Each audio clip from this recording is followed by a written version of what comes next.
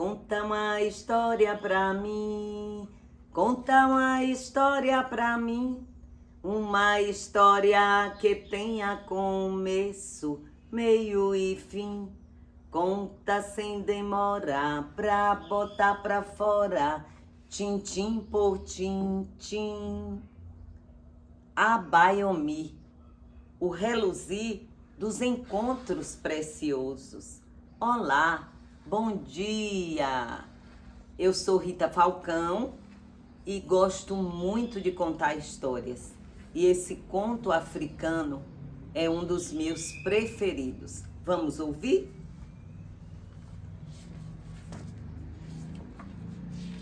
De Bárbara Quintino, as ilustrações, e Lívia Santana Vaz e Kiara Ramos. Num poderoso clã de guerreiras Achantis, situado no coração da África Ocidental, a história das 7 irmãs que transformaram seda em ouro era sempre repetida pela mestra griot, a grande sábia. Era chegada mais uma bela noite prateada pela lua nova de Achanti, quando todas as crianças do povoado se reuniam em torno da fogueira aos pés de um frondoso baobá. A griot velha, guardiã das palavras, possuía uma beleza que se intensificava com o escoar do tempo. Seus longos e trançados cabelos brancos contrastavam com a pele preta, cercada por pequeninos olhos atentos que de tão brilhantes iluminavam as margens do rio Tano. Ela, mulher de presença magnética, permaneceu um tempo em silêncio, o que aguçou ainda mais a curiosidade das crianças.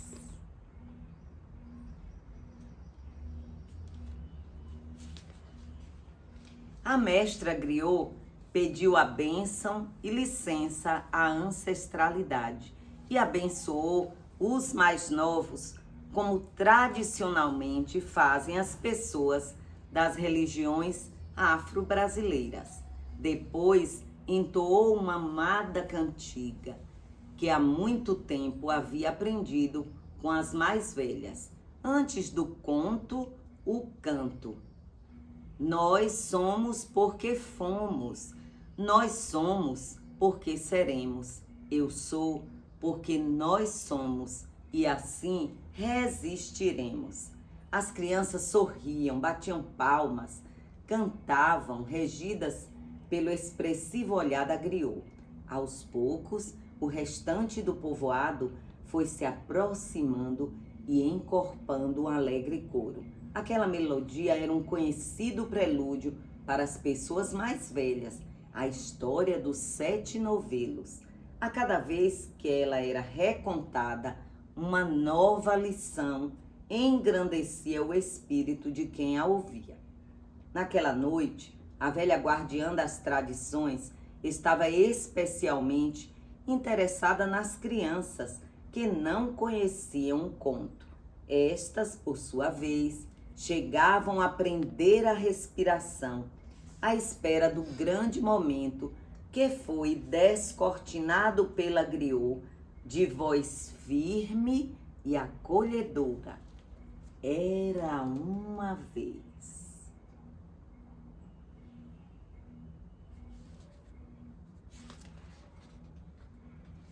Os estalos da fogueira, as folhas arrastadas pelo vento, o murmúrio suave da correnteza do rio eram só o que cortava o silêncio naquele imenso círculo. Satisfeita com a magia que conectava o ontem, o hoje e o amanhã, a mestra griot contou que há muitos e muitos anos vivia naquele povoado uma importante família que conduzia aquele clã com bondade e justiça. A matriarca da família era respeitada por sua inteligência, força e coragem. Diziam que tinha a leveza de uma borboleta, mas a força de 1000 búfalos. Por vezes, era uma brisa suave que acalentava. Outras era um furacão avassalador. Mas uma coisa era certa: ela sempre foi justa. Contudo, a valente guerreira carregava uma profunda tristeza em seu coração, a desunião de suas 7 filhas. Como podiam ser tão parecidas e ao mesmo tempo tão diferentes? Desde pequena, as 7 disputavam tudo. Discutiam sobre quem era mais bela, a mais forte ou a mais amada pela mãe.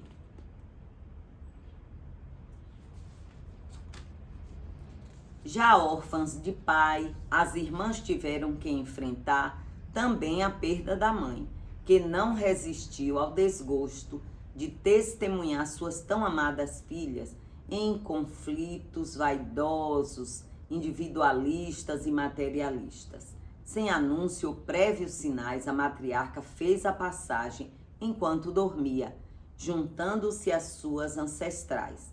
Em seu rosto, a serenidade de quem cumpriu seu propósito, de quem serviu e honrou seu povo. Nesse momento, a mestra griot derramou um pouco de água do seu copo nas raízes do gigante baobá. Quando a água tocou a terra, a velha mulher entoou o nome da líder e todas as pessoas presentes, após evocarem mentalmente os nomes de suas e seus ancestrais, responderam: Assé. Antes de partir para o Orum, o céu, o mundo espiritual, continuou a velha guardiã. A líder do clã deixou uma cesta com 7 novelos de lãs e fios de seda, um para cada filha. Juntamente com a oferenda, deixou uma missão: transformar a seda em ouro. Se não fossem habilidosas o suficiente para realizar o desejo da matriarca, as jovens guerreiras não seriam dignas da herança familiar. Mas como transformar seda em ouro? Isso parecia impossível. Elas se perguntavam por que sua mãe, que sempre foi tão justa, estava submetendo as próprias filhas a tão injusto desafio. A revolta tomou conta do coração das 7 irmãs. As desavenças entre elas se agravaram, afastando-as ainda mais. Trancadas cada uma no próprio universo, dominadas pela vaidade, as irmãs não conseguiam se comunicar, muito menos chegar a um acordo sobre o que fazer. Cada uma olhava para o próprio novelo de seda, admirando o brilho e a cor, e pensava consigo mesma: meu novelo é mais belo dos 7. A alegria e a energia emanada de tamanha desunião atingiu todo o clã, provocando uma escassez jamais vista. Foram meses sem chuva, o solo ficou seco e arenoso. As águas do rio baixaram tanto que os peixes não resistiram. Não houve colheita naquele ano. A caça praticamente desapareceu. Nem mesmo o mais experiente dos caçadores conseguiu alimentar a comunidade. Era a primeira vez que aquela geração conhecia a fome. Vendo o sofrimento de toda a comunidade, as irmãs foram tocadas pela recordação de um dos ensinamentos compartilhados por seus ascendentes. A dor é uma, e a dor de uma é a dor de todas. Decidiram então dar uma trégua e passaram a pensar coletivamente em soluções para o desafio que a mãe havia traçado.